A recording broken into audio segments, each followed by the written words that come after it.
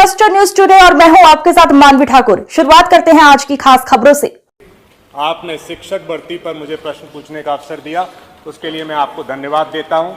हमारा बेसिक शिक्षा विभाग जो 50 साल पुराना विभाग है, जिसमें 2 करोड़ 60 लाख छात्र पढ़ रहे हैं, जिसमें 50 लाख 80 हजार शिक्षकों के पद हैं, लेकिन पिछले 6 साल से 1.5 लाख पद खाली पड़े हैं और भर्ती है 0।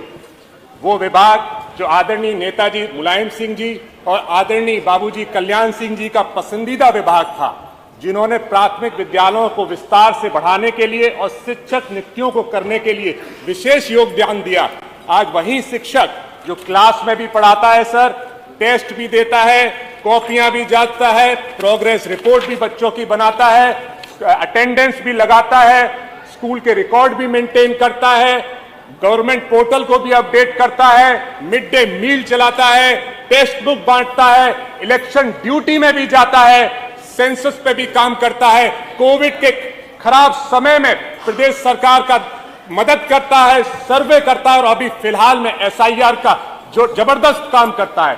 ऐसे शिक्षकों को इतनी जरूरी काम जो ये शिक्षक करते हैं, उनकी भर्ती पिछले 6 साल में 0।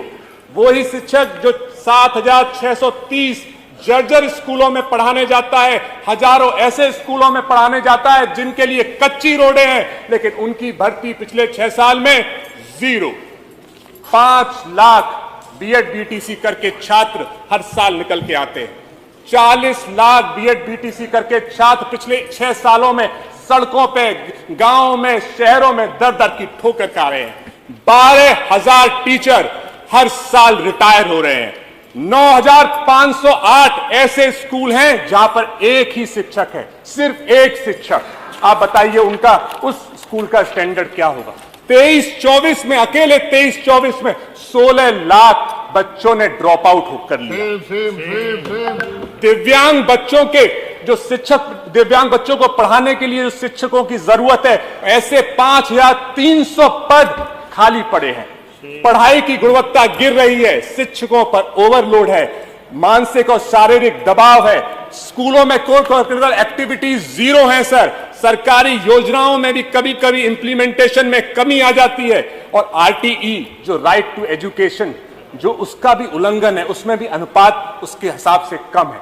और लेकिन हमारी सरकार सो रही है, पिछले 6 साल में भर्ती है 0।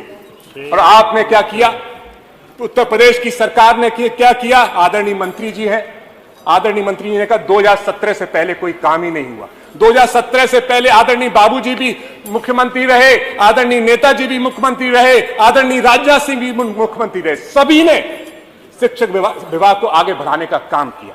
लेकिन आपने क्या किया, 2018 में 69,000 जो सरकारी भर्ती निकली थी वो कोर्ट में हलगी पड़ी है। आपने क्या किया, अनुपात के झूठे आंकड़ों को देने के चक्कर में आपने शिक्षा मित्र को शिक्षकों में जोड़ लिया, और लेकिन जब उनको सैलरी देने का वादा आया तो आपने सिर्फ दी 10,000 रुपए सैलरी। आपने क्या किया, 26,000 कंपोजिट स्कूल बंद कर दिए। आपने क्या किया, 11,000 स्कूलों का मर्जर करके उनका स्टैंडर्ड घटाने का काम किया। आपने क्या किया, जिन टीचर्स का ट्रांसफर किया उनको अभी तक आपने वापस तबादला नहीं किया। आपने क्या किया, 1,86,000 शिक्षकों को TET परीक्षा में फंसाने का काम किया।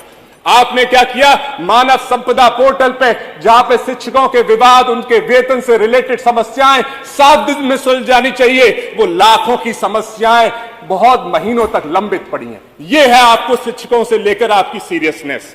और आप कभी कभार जाते हैं और वार्षिक योजनाओं में बताते हैं कि आप भर्ती करेंगे। मेरा सब प्रश्न आ रहा है। हाँ, प्लीज। तो शिक्षकों से, शिक्षा से इतना नुकसान क्यों है? आप क्यों नहीं चाहते कि लोग यहाँ के पढ़ें? क्यों कि सिर्फ इसलिए कि शायद वो प्रश्न पूछेंगे? क्यों आप शिक्षा से इतना घृणा करते हैं? क्यों शिक्षकों की भर्ती आप नहीं करते? तो मेरा असर शायद आप इसलिए कर रहे हो कि आपको आरक्षण ना देना पड़े। आरक्षण देंगे तो पिछड़े, दलितों, पीड़ित परिवार के लोग शिक्षक बनेंगे, आपसे सवाल उठाएंगे, मुख्य धारा से जुड़ेंगे। हो सकता है आप आरक्षण के खिलाफ हो, इसीलिए शिक्षा के खिलाफ हो। आदरणीय बाबूजी ने कहा था, आरक्षण आपका हक है, आपका अधिकार है, छीन लो। इस मानसिकता से बाबूजी ने बीजेपी को भी बढ़ाया था, आपको भी शिक्षा दी थी। तो आदरणीय मंत्री जी से मेरा सवाल है, कि जो रिटायरमेंट दर है हर साल की 12,000 लोगों के जो रिटायर हो रहे हैं और जो खाली पद हैं उनको ध्यान में रखते हुए खाली पदों को समयबद्ध भरने से और रिटायरमेंट दर के हिसाब से हर साल शिक्षक भर्ती निकालने पे क्या सरकार विचार करेगी, और करेगी तो कब तक और नहीं करेगी तो क्यों नहीं।